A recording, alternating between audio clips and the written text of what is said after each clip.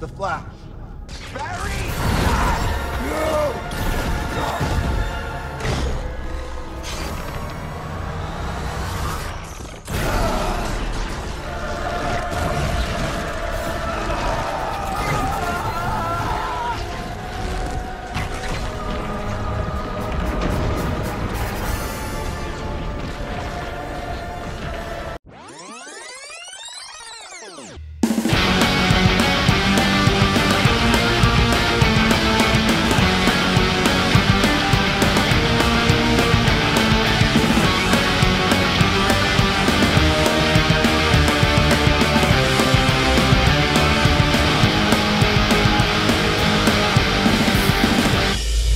Halo, saya Agus, balik lagi di Kolom Cinema. Kalau kawan-kawan bisa balik lagi ke masa lalu atau bahkan datang ke masa depan, apa yang akan kawan-kawan lakukan? Apakah kawan-kawan akan menyelamatkan kakek atau nenek kawan-kawan yang sekarang sudah meninggal? Ataukah kawan-kawan akan menemui seorang Oppenheimer dan mengatakan bahwa bom atom ciptaannya akan memusnahkan sebagian populasi di Hiroshima dan Nagasaki? Ataupun kawan-kawan akan menyaksikan secara langsung bagaimana Newton menemukan teori gravitasi pada saat ia duduk? Atau bahkan mungkin kawan-kawan akan berusaha mengabari Wiji Tukul bahwa pada suatu hari dia akan hilang dari tanah Indonesia dan sampai tahun 2023 tidak pernah ditemukan di mana rimbanya. Nah, itulah kira-kira yang dikatakan oleh sebuah film yang akan saya bahas kali ini. Film yang punya konsep tentang perjalanan waktu, baik itu ke masa lalu atau ke masa depan. Film apa kira-kira? Film yang berjudul The Flash, tahun 2023, tayangnya mungkin sudah 1 bulan yang lalu atau 1,5 bulan yang lalu. Tapi saya masih kesengsem buat ngobrolin film ini karena film superhero mungkin akhir-akhir ini sedang banyak mengusung tentang tema perjalanan waktu atau multiverse gitu, dimana di dalam film-film yang dibuat mereka dikatakan bahwa dunia itu sebenarnya bercabang. Dalam artian kita hidup tidak hanya ada pada dimensi kita saja, tetapi banyak dimensi-dimensi lain yang juga berjalan beriringan dengan dimensi kita dan bahkan terdapat diri kita yang lain di dimensi tersebut. Nah, itulah yang disebut dengan multiverse atau perjalanan waktu yang dikatakan di dalam film The Flash tahun 2023 ini.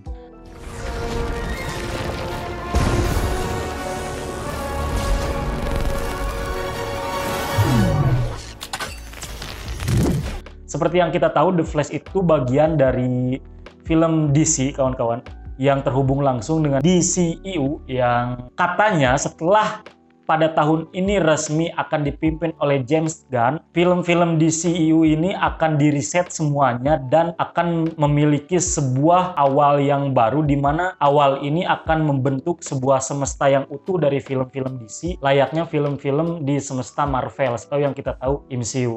Nah, sebelum saya membahas lebih jauh, saya mau ngobrolin sedikit alur dari film The Flash ini. Setelah pada tahun 2016 di film Batman vs Superman, The Flash ini hadir yang diperankan oleh Ezra Miller. Tokoh dari The Flash ini bernama Barry Allen. Barry Allen itu hadir di film Batman vs Superman. Kemudian baru pada tahun inilah The Flash punya film solonya sendiri. Mengapa begitu jauh rentan waktu antara 2016 sampai 2023? Karena aktor dari The Flash sendiri ini yaitu Ezra Miller cukup kontroversial, kawan-kawan. Punya segudang masalah kriminal yang membuat proses pengerjaan film ini banyak tertunda. Dan sudah hampir beberapa kali Ezra Miller ini akan di-request untuk memerankan Barry Allen. Tapi akhirnya Ezra Miller tetap dipercaya untuk menyelesaikan proses syuting film The Flash ini, dan pada tahun 2023 inilah film The Flash baru ditayangkan di seluruh dunia.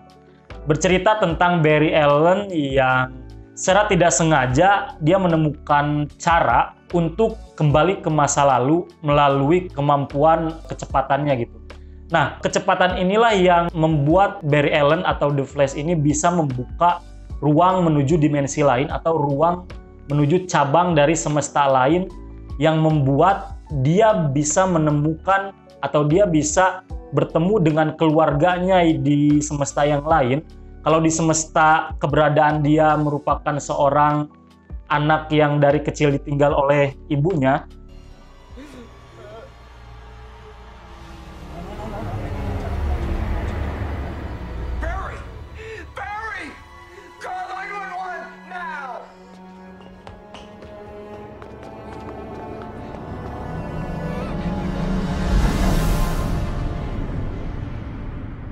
Berbeda dengan di semesta lain, Barry Allen ini memiliki keluarga yang utuh, ibunya masih ada, ayahnya masih ada.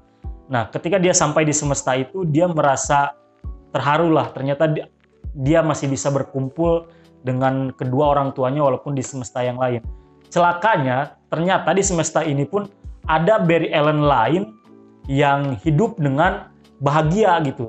Berbeda dengan dia yang hidup dengan menyedihkan di universe-nya, Barry Allen di universe alternatif ini hidup dengan bahagia. Dan mau tidak mau mereka harus bertemu, dan dari sinilah masalah demi masalah perlahan muncul hingga pada akhirnya kedua Barry Allen ini mampu membuka banyak ruang semesta lain gitu yang sebenarnya itu sama sekali tidak boleh diganggu, karena apabila jalannya semesta diganggu oleh semesta yang lain maka akan terjadi sebuah paradoks, kawan-kawan. Mungkin kalau kita mengenalnya grandfather paradox gitu, dimana jika kita bisa kembali ke masa lalu kemudian kita akan menyelamatkan kakek kita yang di tahun itu meninggal, kemudian kita balik lagi ke masa depan dan kita berharap kakek kita masih hidup, nah ternyata itu tidak akan berlaku sama sekali karena masing-masing dimensi itu berjalan beriringan. Seperti itulah kira-kira.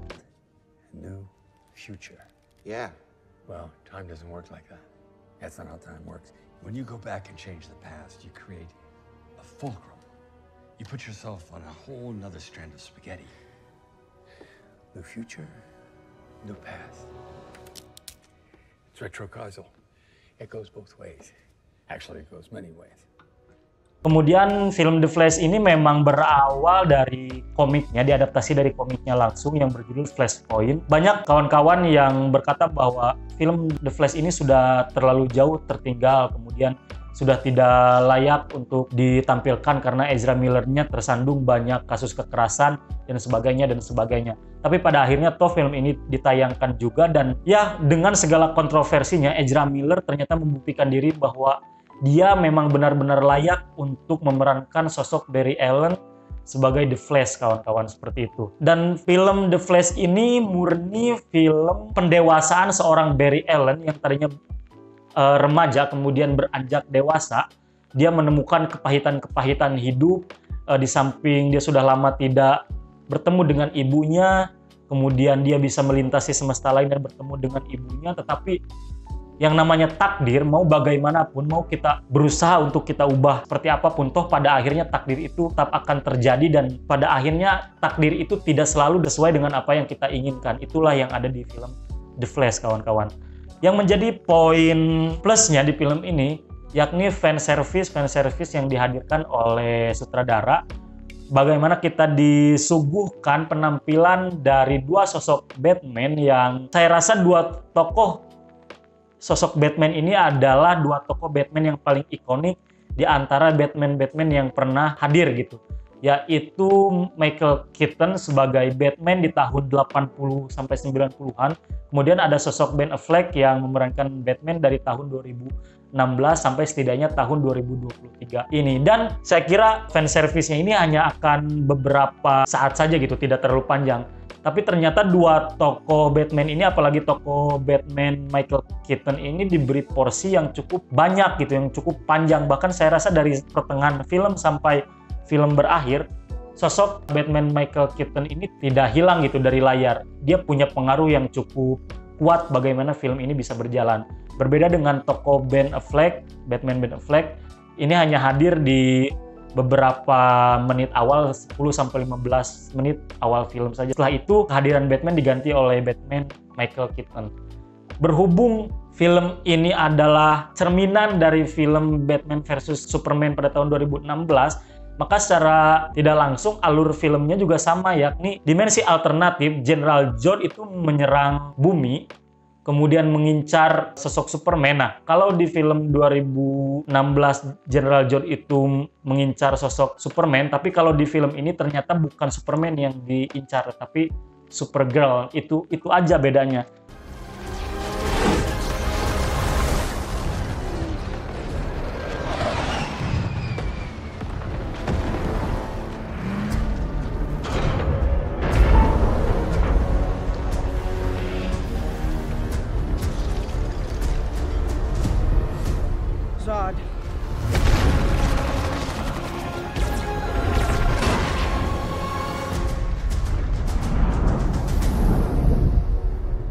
Where's Zora? We've been waiting for you. Kehadiran Supergirl di film ini menggantikan Superman di semesta DC yang utama. Kemudian di semesta alternatif ini hadirlah Supergirl yang kekuatannya tidak beda jauh dengan sosok Superman yang kita tahu. Kemudian dikatakan bahwa di semesta ini tidak ada yang namanya Superman, tidak ada yang namanya Justice League dan kumpulan superhero-superhero, tetapi Batman-nya tetap ada. Nah, Batman yang ada ini ternyata adalah semesta Keaton yang eksis pada tahun 1980 sampai 90-an lah. Ternyata seperti itu. Kemudian film ini dikatakan sebagai film akhir dari eksistensi film DCEU, kawan-kawan. Tetapi film ini sekaligus akan mereset film-film DC sebelumnya dan akan diganti oleh film DC baru yang terhimpun dalam DC Universe atau DCU yang akan dipimpin oleh James Gunn yang bisa dikatakan pindah dari Marvel ke DC. Mungkin James Gunn juga merasa prihatin yang melihat bagaimana semesta DC ini begitu acak-acakan, begitu tidak terhubung satu sama lain, baik itu film, serial, dan sebagainya, sehingga memutuskan menerima tawaran dari para petinggi DC untuk menggarap sekaligus memproduksi film-film DC yang baru, yang kabarnya akan dibuka pada tahun 2025 lewat film pertamanya Superman Legacy. Tetapi walaupun begitu, walaupun film pertama DCU yang baru ini akan hadir pada tahun 2025, tetapi kehadiran sosok superhero baru sudah dikonfirmasi akan hadir pada tahun ini, malah pada bulan Agustus tahun 2023 ini, melalui film Blue Beetle yang dikatakan menjadi sosok superhero pertama dari DCU yang baru. Sementara film barunya baru akan dibuka oleh film Superman Legacy pada tahun 2025. Seperti itu. Dan James Gunn sendiri sudah merancang sebuah konsep yang utuh bagaimana semesta DC ini akan berjalan, baik antara serialnya, kemudian film-filmnya, ataupun film-film yang stand alone di luar dari semesta DC, seperti film Joker yang pada tahun 2025 nanti akan tayang film keduanya, kemudian film Batman yang juga stand alone, yang berdiri sendiri, yang dibintangi oleh Robert Pattinson, juga itu tetap tergabung di dalam konsep besar James Gunn ini, tetapi berada di luar semesta DC. Sementara film-film DC yang tergabung dalam semestanya itu dimulai oleh film Superman Legacy, kemudian katanya Wonder Woman 3 juga akan masuk ke semesta baru ini, tetapi belum dikonfirmasi secara sepenuhnya. Yang berarti yang baru dikonfirmasi itu ada dua film, yaitu Blue Beetle yang tayang pada tahun ini dan akan menjadi bagian semesta DC yang baru, kemudian film Superman Legacy pada tahun 2025. Menarik untuk kita saksikan sama-sama bagaimana semesta DC ini nanti akan berjalan, walaupun kalau melihat sang rival jelas sudah terlalu jauh rasanya perbandingannya. Kalau Marvel kan dimulai pada tahun 2008 ya, dimulai oleh film Iron Man dulu, kemudian ada Hulk dan sebagainya. Sementara kalau DC yang baru, yang mungkin saja jadi harapan baru bagi para penggemar komik dan film-film DC, ini baru akan dimulai pada tahun 2025. Tetapi tidak ada salahnya kita tunggu, toh menjanjikan lah. Sementara kekurangan dari film The Flash hanya satu, kawan-kawan. Di luar dari betapa megahnya penceritaan multiverse yang segar, kemudian bagaimana fanservice yang ditampilkan, kekurangan film ini hanya satu. Hancurnya CGI dari film-film DC itu belum terselesaikan. Kalau kawan-kawan sudah nonton filmnya, kawan-kawan akan lihat bagaimana buruknya penggunaan CGI yang ada di film ini.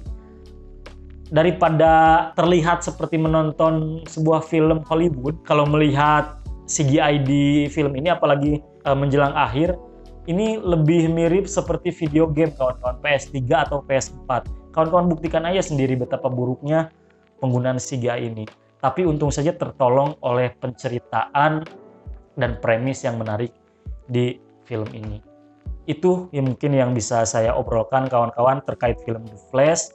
Kalau kawan-kawan sudah nonton, silahkan komen di kolom komentar. Jangan lupa like, komen, dan subscribe konten-konten yang ada di Langgam Pustaka TV. Dan tunggu perbincangan-perbincangan berikutnya terkait serial ataupun film hanya di Kolom Sinema. Terima kasih.